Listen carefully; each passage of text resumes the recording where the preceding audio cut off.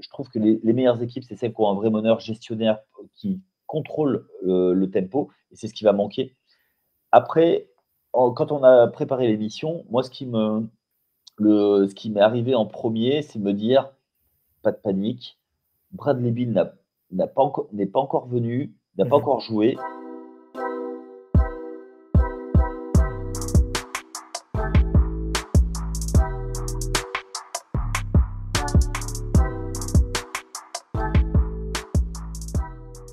Salut à toutes, bienvenue dans le nouveau podcast NBA des équipes de The Free Agent. C'est N1, et oui, on a changé le titre. On laisse feu step back aux autres et on part sur notre nouvelle identité, le N1, le panier garni assuré. Pour cette semaine, point de Cédric, qui est malheureusement un naufragé climatique avec les différentes tempêtes là, qui ont pu s'abattre un petit peu partout en France la semaine passée. Kieran en particulier pour Cédric, qu'on salue bien bas. Lui et toutes les personnes qui sont impactées par les événements climatiques. Et pour m'accompagner, quand même, j'ai le plaisir, l'honneur de retrouver celui qui anime avec brio et avec malice l'émission du vendredi. C'est Yannick. Salut Yannick. Salut Chris, salut à tous les free agents qui sont en quête de contrat. Il y a encore des spots à prendre, voire des two-way contracts. Donc là, j'ai l'impression d'être en two-way contract, justement, parce que je suis titulaire le vendredi et je viens donner un coup de main. C'est ça, on te remercie de venir sauver un petit peu le podcast de début de semaine. Ouais, c'est normal. Et puis surtout, on pense très très fort à tous ceux qui ont eu des petits soucis. Cédric notamment, puisque c'est notre ami. Même s'il est fan des Celtics, c'est quand même mon ami. Oui. Mais je suis passé aussi par les problèmes électriques là, ces derniers jours. C'est compliqué. Il y en a encore plein là qui sont impactés par ça. Donc, force à vous, évidemment. Ouais, on pense à vous. Et si vous nous écoutez, vous avez peut-être un petit peu de réseau au travail ou dans votre voiture pour nous écouter. Et ça fait plaisir, ça fait chaud au cœur. Cette semaine, on ne change pas. Alors, on va changer un petit peu l'équipe, mais on ne va pas changer la façon de travailler. Un podcast ce mardi matin, si vous nous écoutez en ce début de semaine, et un autre podcast qui sortira juste avant le week-end avec l'équipe de Yannick, évidemment. On a décidé de faire un petit focus cette semaine sur des projets d'équipe. Voilà. Vendredi, il y aura une équipe en particulier qui sera abordée. Yannick, on va laisser Yannick travailler un petit peu le sujet avec sa team. Nous, cette semaine, on va parler d'une équipe qu'on attendait beaucoup dans la conférence Ouest et qui, pour l'instant, est un petit peu en délicatesse en termes de résultats. C'est les Phoenix Suns. Ouais. Il y a pas mal de petites choses à dire sur cette équipe de Phoenix avant de nous lancer dans le grand bain du côté de Phoenix. On rappelle, Yannick, les différents moyens pour nous suivre un petit peu sur The Free Agent. Oui, alors il y a plusieurs. Alors il y a le site internet, thefreeagent.fr, mais surtout l'appli, où vous allez sur l'appli et vous avez tout en temps et en heure. Vous mettez vos notifications et vous avez vos équipes préférées, les notifications sur vos équipes préférées, sur vos ligues préférées. Et également, vous avez un truc qui est hyper pratique pour nous, les aficionados de la NBA, c'est les scores. Si vous n'avez pas eu le temps de regarder ou si vous avez préféré dormir, ce qui est compréhensible, vous avez les scores en vous réveillant les matins. Yes, il y a les réseaux sociaux également, Instagram, TikTok, X, Facebook, Twitter, tout ça, Facebook pour les plus anciens. N'hésitez pas à aller checker tout ça et ça fait plaisir. On voit les chiffres qui montent petit à petit, chaque jour un peu plus, que ce soit sur la lecture des articles, sur les commentaires, sur les téléchargements d'applications. Et franchement, ça nous fait bien plaisir et on vous remercie chaleureusement. Et puis, il y a des applis de podcast aussi, Spotify, Apple Podcast, Google Podcast, après, voilà, Deezer, enfin, tous ces trucs. Ça nous donne de la force, en fait. Voilà. C'est ça, évidemment. Allez, on a fait notre petite intro, notre petite auto-promo. On va parler un petit peu basket maintenant, parler NBA avec cette équipe de Phoenix. Je pose le cadre rapide et après, Yannick, je te laisse la main, évidemment, et on en discute tous les deux, bien entendu. Cette équipe de Phoenix, du coup, comme je disais en introduction, qu'on attendait fort dans cette saison 2023-2024 avec ce Big Three, là, Kevin Durant, Devin Booker et Bradley Beal qui est arrivé durant l'intersaison. Pour l'instant, c'est un petit peu compliqué. Le bilan, il est de 3 victoires, 4 défaites. Il y a eu 3 défaites consécutives avant le match qui a eu lieu dimanche, là, donc en fin de week-end dernier, avec une victoire à Détroit. Alors, une victoire un petit peu poussive. Le match était en horaire plutôt correct à 21h. Vous avez peut-être pu le suivre un petit peu plus facilement que d'autres matchs dans la semaine. Il a fallu un gros Kevin Durant, encore une fois, comme depuis le début de la saison, pour permettre à Phoenix d'engranger une nouvelle victoire. Un Devin Booker qui n'a joué que 2 matchs sur 7, un Bradley Beal qu'on n'a pas encore vu avec la tunique Suns dans cette saison NBA. Avant de se lancer dans la saison un petit peu vraiment 23-24, toi Yannick, tu voulais peut-être un petit peu revenir sur cette construction de super team comme le font Phoenix cette année. Ouais, je pense que c'est plutôt sympa de voir ça par le prisme des historiques de construction par rapport à Phoenix. Phoenix qui est une équipe, enfin une franchise qui n'a jamais gagné de titre NBA et qui dans le passé récent, on va faire le passé récent, on va faire au moins le 21e siècle, on va pas remonter au siècle dernier. On va remonter sur l'épisode Seven Seconds or Less qui est décrit dans un livre traduit en français. C'est la partie Mike D'Antoni avec Steve Nash. C'est une équipe qui a révolutionné la NBA, qui, par des trades et par la force des choses, parce que c'était un axe Steve Nash, Amar'e Stoudemire, très explosif, plus Sean Marion. Et derrière, quand Amar'e Stoudemire s'est blessé, ils sont allés encore plus loin en mettant Boris Dio, à l'époque, qui était filiforme, qui faisait toujours 2,3 m, qui a pas Oui, là-dessus, il n'a pas changé. Ouais, voilà. Et qui jouait presque poste 5, même poste 5, et qui a donné une construction d'équipe. Mais ils sont toujours trouvés face à un os qui était les Spurs à l'époque, qui était vraiment leur bête noire. Et ils ont plafonné. Ouais. Mais tu me diras, les Spurs, même en ce début de saison, ça reste une bête noire, parce qu'ils se sont vus 2 fois, ils ont perdu 2 fois. Ouais, c'est ça. Après, c'est une des grosses rivalités de la conférence Ouest depuis moultes années, quoi. Avant que les Spurs soient les Spurs, d'ailleurs. Ensuite, cette équipe, ils ont décidé de tout faire exploser. Ils ont fait partir Steve Nash. Ils n'ont pas reprolongé Amar'e Stoudemire. Boris Dio est parti. Sean Marion aussi a été gagné une bague du côté de Dallas. Donc, ils sont repartis de zéro. Et là, ils ont tâtonné. Ils étaient ventre mou, toujours ventre mou. Et ils ont eu une chance, c'est d'avoir un phénomène complètement particulier en NBA, c'est-à-dire 3 meneurs très très forts. C'était donc Goran Dragic, c'était Isaiah Thomas et Eric Bledsoe. Eric Bledsoe qu'ils ont récupéré via trade de Los Angeles. Alors, Eric Bledsoe qui vient de l'université de Kentucky, qui était considéré à l'époque comme le baby LeBron. Donc, ça pose le cadre. Et cette équipe a réussi à faire à faire une série de playoffs avec le coach iconique Jeff Hornacek, mais ils se sont arrêtés là et c'est pareil. Et là, encore une fois, ils ont décidé de tout casser et ils sont repartis par la draft. Alors avec plus ou moins de réussite, on se souvient qu'en 4e choix, je ne sais plus en quelle année, ils ont eu Alex Len. Ça pose le contexte. Et puis, par la suite, pour la promo 95 de mémoire, ils ont eu Devin Booker.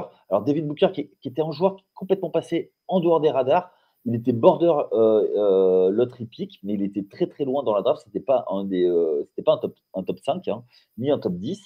De mémoire, je crois que c'était un 13e ou 15e choix, je ne sais plus. Je vais les regarder, vas-y, continue. Ouais. Et Devin Booker, c'est la bonne pioche, j'ai envie de dire, et ils ont décidé de construire autour de lui. Ils ont continué à perdre, mais ils ont essayé de faire des choses, et c'est là où ils ont décidé déjà de prendre. Ils ont eu le premier choix en prenant DeAndre Ayton. Donc ça commençait déjà, tu vois, tu as Devin Booker, tu as DeAndre Ayton, tu commences à avoir une base très très solide, 2 joueurs très très solides. Et là, tu rajoutes Monty Williams qui va amener une académie de jeu à cette équipe qui va les façonner, qui va leur donner vraiment une grosse capacité à progresser collectivement. Et derrière, ils ont accéléré un petit peu les choses en récupérant Chris Paul d'un trade avec Oklahoma. Et là, ils sont passés dans une autre dimension. Et c'est là où ils sont allés faire une finale NBA. Sauf que de la finale NBA, après avoir mené 2-0, ils perdent 4-2. Et derrière, ça plafonne. L'an passé, la franchise est vendue. Et là, c'est à nouveau changement complet de direction. C'est-à-dire qu'une équipe qui s'est construite via la draft et quelques trades minimum, ils ont décidé de faire venir Kevin Durant. Donc, ils ont fait un gros trade, un blockbuster trade. Et, et du coup, avec Kevin Durant qui n'a pas joué de la saison régulière et qui est arrivé en playoff avec très très peu de matchs avec cette équipe, et ça a plafonné. Chris Paul exit, on l'envoie du côté de Washington et on récupère Bradley Beal. Et là, on arrive donc en ce début de saison avec donc une équipe basée sur 3 grandes stars. Et le dernier mouvement en date, c'est d'avoir tradé DeAndre Ayton et l'envoyer à Portland pour récupérer un petit peu de joueurs de banc et surtout libérer un peu de masse salariale. C'est ça. Et du coup, pour aller, pour conclure sur cet historique fort bien effectué, Booker, c'est 2015, la draft, c'est 13e. Ouais.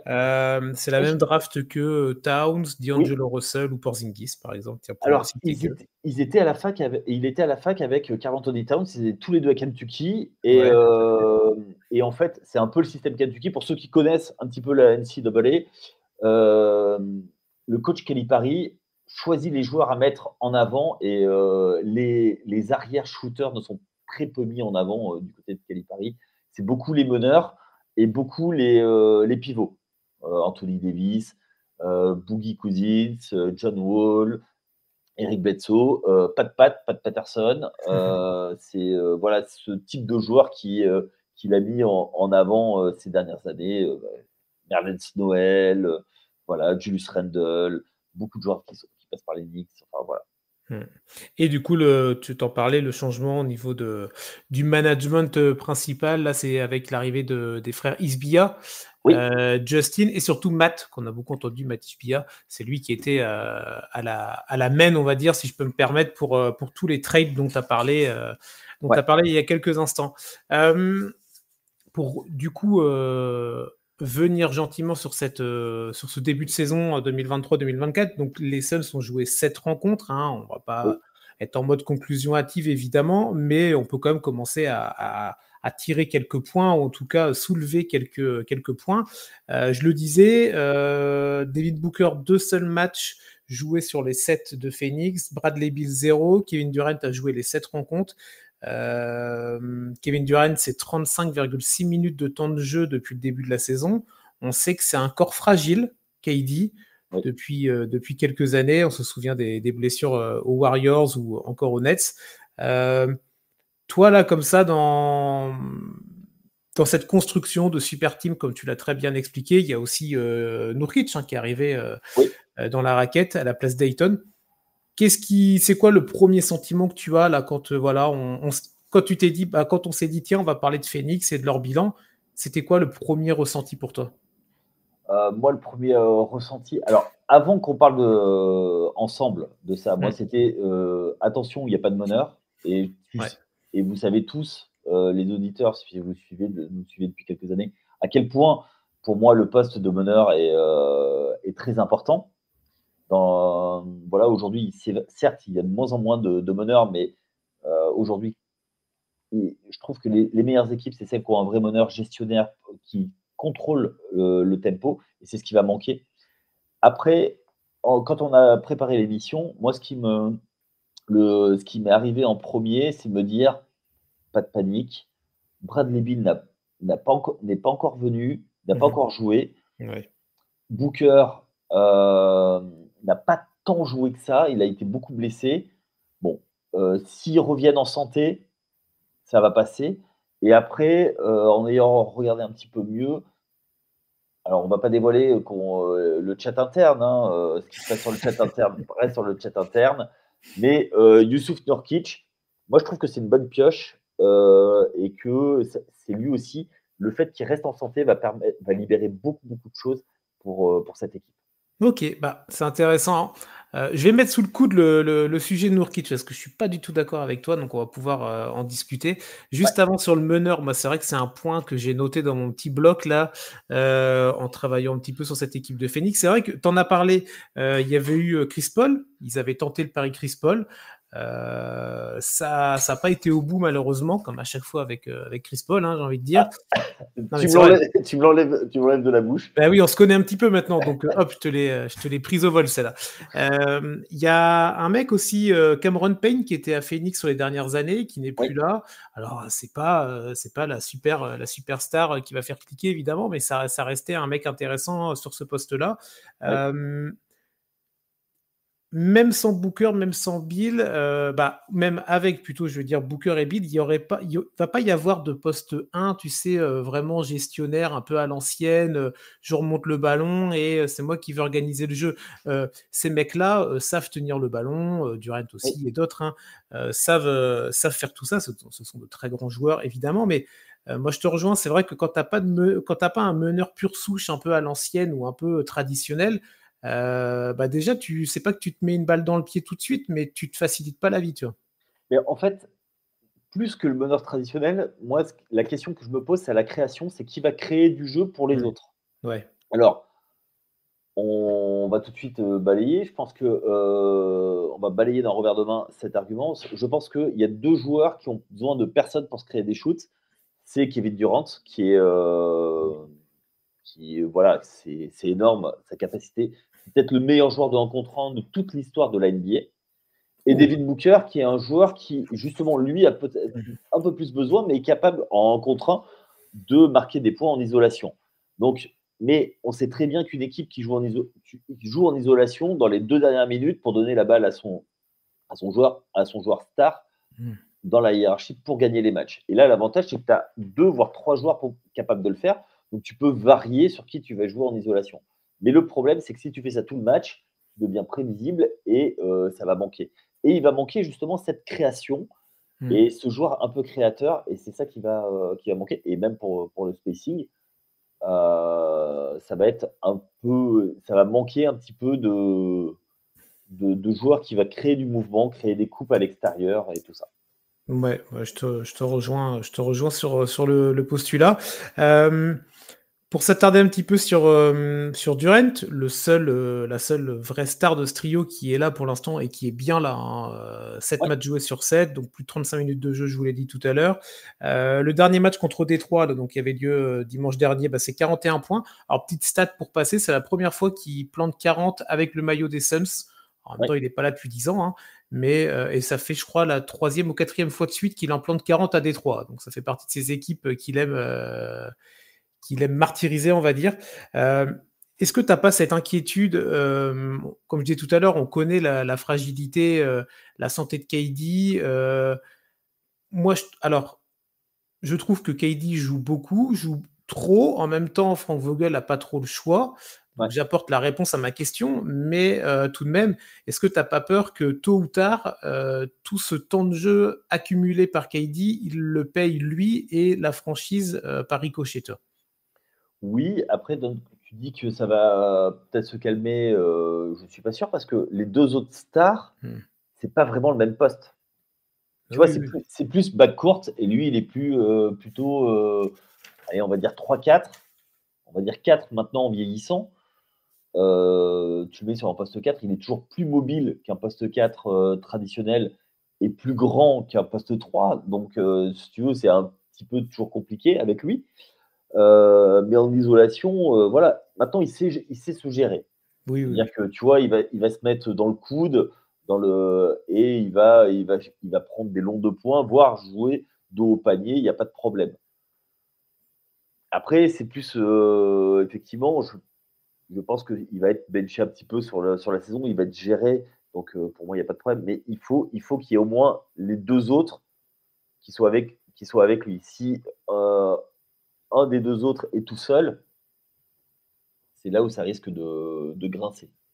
Alors Booker, on a déjà vu que tout seul, ça pouvait aussi être intéressant, comme ça pouvait être compliqué dans le passé. Alors c'était dépassé aussi avec un autre effectif. Ouais. Bradley Beal sous ce maillot-là, en tout cas, on sait pas du tout. Moi, je pense que, excuse-moi, je Ouais, pense vas-y, que vas-y. Bradley Beal,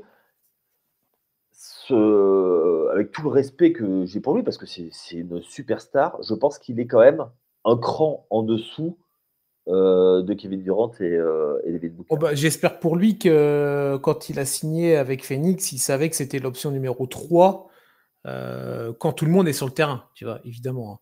Oui, Parce que si par contre il commence à penser il est option 2 ou 2 bis ou voilà, là Bradley va falloir bah, dégonfler un peu la montgolfière parce que non, c'est pas possible, tu vois. ouais, alors déjà, moi, je pense que cette équipe, c'est l'équipe de Devin Booker. Donc, c'est l'option numéro un. Mhm. Même s'il y a Kevin Durant, c'est l'option numéro un. Même si tu donnes la balle à Kevin Durant en fin de match parce que le match-up est favorable, ça restera l'équipe de Devin Booker. Mhm. À cause du passif. Donc, pour moi, Devin Booker, ça reste.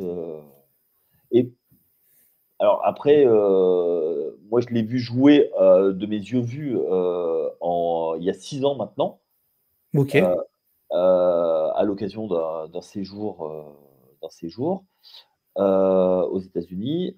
C'était enfin, une impression de facilité, ce gars-là, c'est impressionnant, quoi. Tu vois, c'est le scoreur naturel, rien n'est forcé.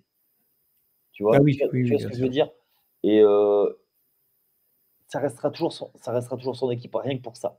Et puis il était là, faut pas oublier il a planté 70 points avec Phoenix. Il a vécu les époques galères où on se moquait de lui parce que voilà, les 70 points contre Boston, c'était le loser ultime, tu vois. Il en plante 70, mais il arrive quand même à perdre, tu vois.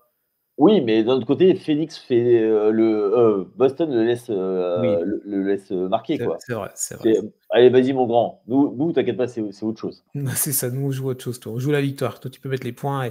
Mais ouais, non, ça c'est sûr que Phoenix est l'équipe de Booker et je pense que les deux autres, Durant et Bill, le savent pertinemment. Et je pense pas qu'il y aura des problèmes d'ego comme on a pu le voir dans d'autres équipes, dans d'autres super teams. Ou par exemple, Kevin Durant pouvait être il y a quelques temps de ça. Mais en tout cas, je pense que ce ne sera pas un problème. Le principal problème pour l'instant, c'est l'absence de Bill et de Booker. Tout à l'heure, tu parlais de Youssouf Nurkic. On peut Oui. aborder un petit peu ce thème-là si tu veux. Ah bah, Attends, alors, je donne monsieur les. monsieur le procureur, je vous écoute. Alors, je donne juste les stats, comme toujours pareil, on remet en contexte et après, comme ça, on en discute. Parce qu'il y a les stats et après, il y a l'impact et ce que nous, on voit sur le terrain et ce qu'on en pense. Et évidemment, ça peut être différent. On ne s'attarde pas que sur des chiffres, mais il faut les donner. On est sur un sport où les chiffres comptent. Youssouf Nurkic, donc du coup, il a joué les 7 matchs comme KD depuis le début de la saison. C'est à peu près 25 minutes de jeu. C'est 9 points. Qu'est-ce que j'ai? C'est 8,3 rebonds, 4,3 passes. C'est le leader de l'équipe en termes de rebonds, en termes de passes. Ça, c'est des chiffres très bruts. Oui. Au-delà des chiffres qui valent ce qu'ils valent, toi, tu trouves que c'est vraiment un apport plutôt intéressant dans ce collectif, dans cet effectif? Oui, Mhm. ouais, complètement. Pour une raison très simple, c'est que lui, il sait se sacrifier. Ok. Et lui, il sait qu'il connaît son rôle. C'est un vrai role player.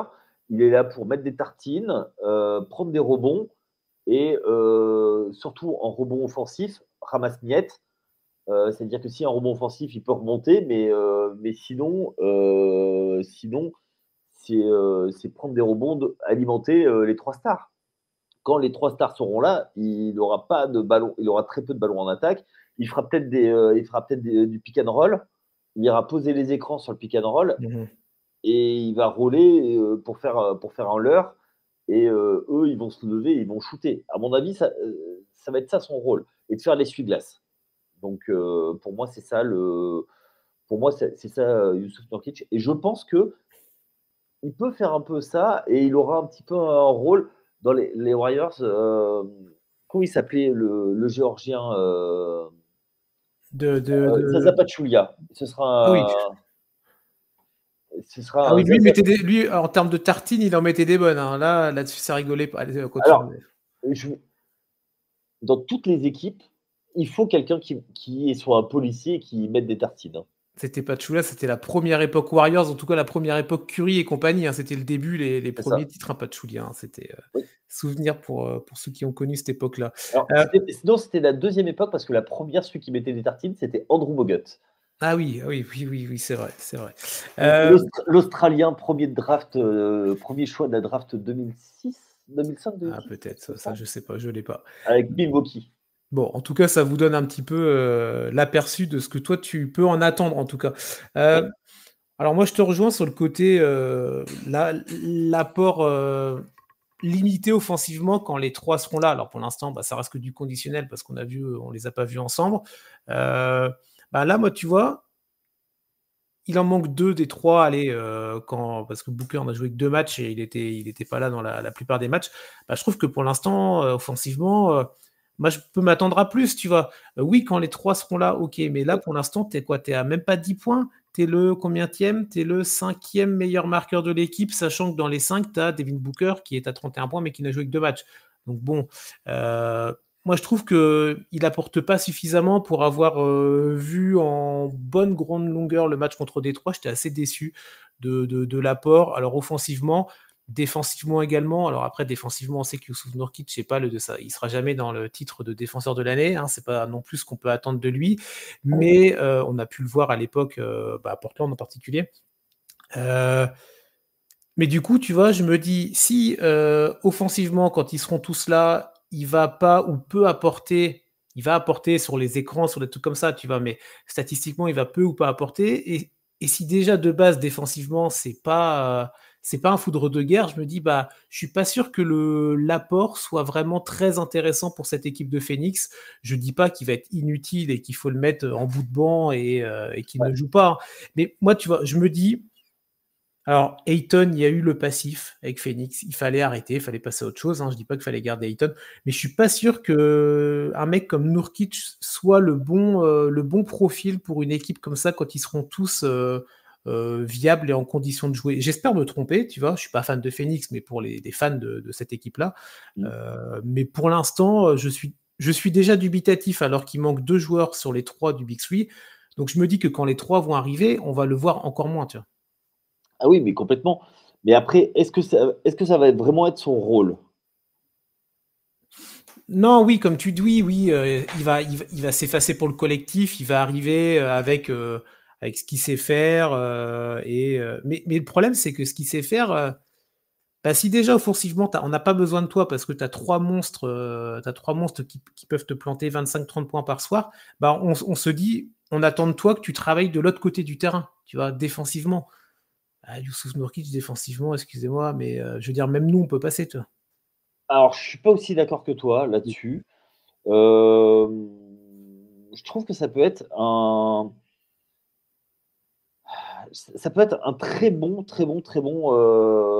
joueur d'appoint qui va t'amener de la solidité défensive. Il va te bloquer. Alors oui, c'est pas le plus grand défenseur de l'histoire, mais il va réussir à bloquer. Et après, pour revenir à ce que tu disais sur l'attaque, est-ce que aujourd'hui c'est une équipe qui est tournée vers le jeu intérieur? Non, quand tu construis une équipe avec de tels joueurs, non, tu te bases pas sur un Nurkic à 25 points par soir. Voilà. Donc, du coup, il n'a pas le ballon. Il a passé le ballon. Tu vois, c'est ça. Mais moi, c'est plus sur l'impact défensif où j'attends vraiment de voir, mais j'attends sans attendre parce que je sais que je vais pas être déçu parce que j'en attends rien, mais Oui.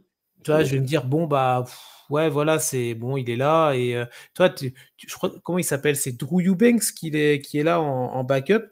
Et tu vois, sur le match contre Détroit qui avait lieu dimanche, les quelques minutes de Drew Eubanks, pardon, je les ai trouvées plus intéressantes. Et Drew Eubanks, pardon, c'est un joueur de basket qui joue NBA, donc il a le niveau évidemment, mais bon voilà, sans lui faire offense, c'est pas avec Drew Eubanks que tu peux viser les sommets. Donc si sur ce début de saison, moi c'est que mon ressenti, je me dis que les minutes apportées par Eubanks peuvent être parfois meilleures que celles de Nurkic qui est là, qui est dans le 5 de départ, c'est pas bon signe, tu vois.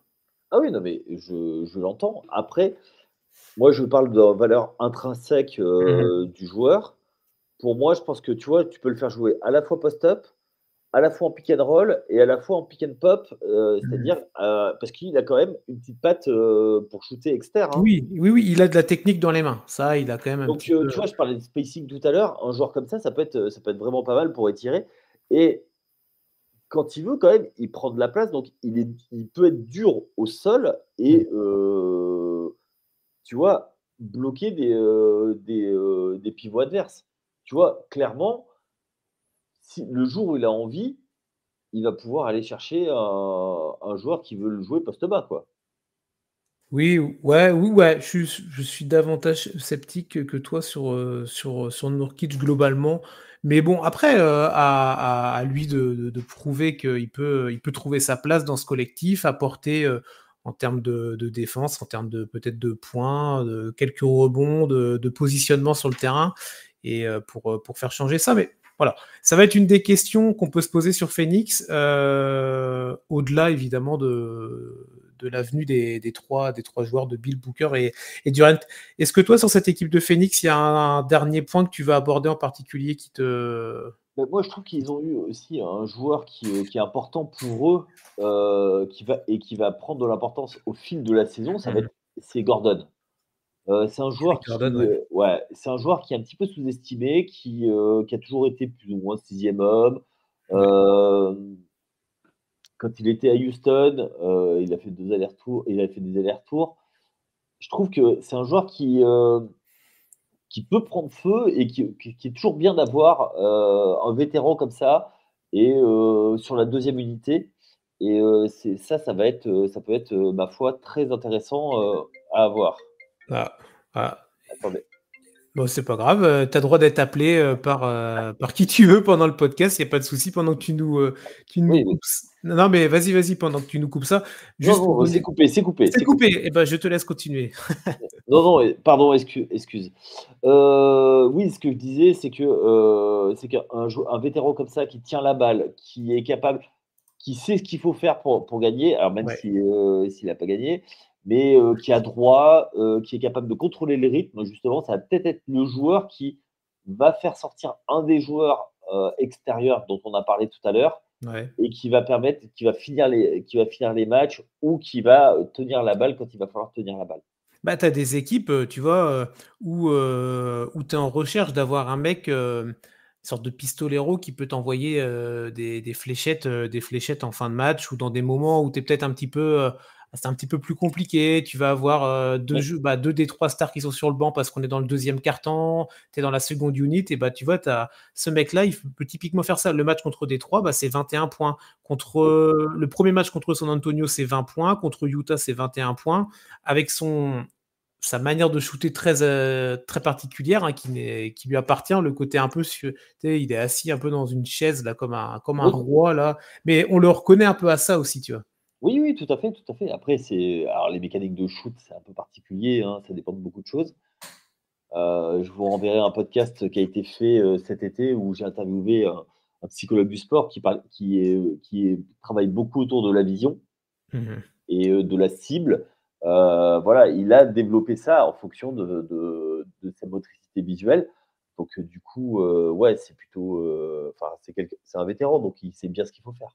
Exactement, mais voilà, c'est clair que si vous avez jamais vu Eric Gordon sur un parquet, vous regardez, le match et vous allez très vite le reconnaître, sur la mécanique de shoot, mais ça peut être un mec, comme tu dis, avec son expérience qui peut emmener des choses sur certains matchs. Alors après, l'avantage aussi, c'est que tu vois, tu Frank Vogel, tu le mets sur le terrain, bon, bah, tu vois qu'il rentre pas ses 3-4 premiers shoots, tu le ressors et en soi, ça va pas chambouler la face de l'équipe, tu vois? Oui, mais même s'il met pas dedans, il peut apporter à l'équipe. Bah, parce que, tu sais que quand tu es la défense en face, tu peux pas te permettre de le laisser non plus, totalement ouvert, tu vois? Oui et puis même, tu vois, les vétérans comme ça fait toujours, sur les chiens fous, ça permet de les canaliser un petit peu Mmh. et puis, beh, de leur dire: «Attends, laisse-moi faire. Allez hop». Et puis, tu vois, moi, on m'avait toujours dit, l'équipe, commence à faire n'importe quoi, ça balance des contre-attaques, ça perd les ballons, tu la récupères, tu refais, hop et là, tu prends la balle, tac, tu la mets sous le bras, hop, stop les gars, on va retravailler, hop, tu reposes l'équipe. Ouais. Tu vois, un Oui. gars comme ça, typiquement, ça peut le faire alors que Tu vois, par exemple, David Booker, lui, il va continuer à vouloir aller au panier tout le C'est temps. le petit chien un peu foufou, tu vois, que tu peux pas Oui. tenir. Tu vois, il voit un os, il veut courir. Tu vois. Ah oui, tout à Ouais, fait, tout c'est à ça. fait. Moi, Ouais, alors que lui, il va plutôt chercher une Kardashian. Mais bon, c'est ça. Tiens, un petit point sur le calendrier, tiens, pour ouais. conclure sur cette équipe de Phoenix. Le calendrier à venir, donc dans la semaine, ils vont à Chicago. Bon, c'est un match que normalement tu dois prendre même avec les absents. On sait que Chicago, on en a parlé dans un précédent podcast avec Cédric. C'est quand même le Wow. marasme hein, dans cette équipe des Bulls. C'est n'importe quoi. Enfin, Ouais, là, voilà, oui, je voulais être gentil avec le marasme, mais je suis d'accord. C'est compliqué. non, mais en fait, c'est décevant. Et c'est une équipe qui va bouger, je pense. Bah, elle fait partie de cette liste-là, si tu en fais une, de où ça va bouger en premier. C'est clair que les Bulls, que ce soit le coach ou l'équipe, ça peut Ouais. vite sauter en tout cas. Donc Chicago, je crois que c'est dans la fin de semaine là pour les Suns. Il y a le match de In-Season Tournament contre les Lakers. Ce sera à la maison. On verra le beau parquet de Phoenix. Je sais pas ce que tu en as pensé des parquets du In-Season Tournament. Petit écart, mais ouah, ça pique. Hein. En fait, je regarde avec des lunettes de soleil. C'est ça. C'est particulier, mais en tout cas, on voit bien qu'on n'est pas sur un match de... Bah, on est sur un match de saison régulière, oui, on est sur un match de In-Season Tournament, pourquoi pas. Donc les Lakers dans ce match de In-Season Tournament, après réception d'OKC et encore un petit peu plus tard, la semaine prochaine, réception des Wolves. Donc un déplacement à Chicago et ensuite 3 matchs à la maison. On trouve quand même des belles équipes. Hein. Allez, on met Chicago un peu de côté. Les Lakers, OKC, Minnesota, c'est des équipes... va falloir se défendre. Hein. Bon, après, on sait qu'en NBA, rien n'est simple, mais calendrier, pas évident. Alors, pour moi, il y a le match contre OKC, j'ai envie de voir Chet Holmgren Ouais. se défendre face à Kevin Durant, parce Mhm. que après la masterclass de notre Victor Wembanyama national, est-ce que Holmgren va faire la même chose à Durant, premièrement? Mhm. Et après, moi, j'ai envie de le voir face à Minnesota pour une raison très simple, c'est des constructions d'équipes totalement opposées, Mhm. avec plutôt un centre de gravité vers l'arrière côté Phoenix et un centre de gravité plutôt vers l'intérieur avec Minnesota. Donc j'ai hâte de voir ça. Ouais, je suis d'accord. Donc, on va pouvoir suivre attentivement cette équipe de Phoenix dans les jours à venir. On en reparlera évidemment si besoin dans les prochaines émissions.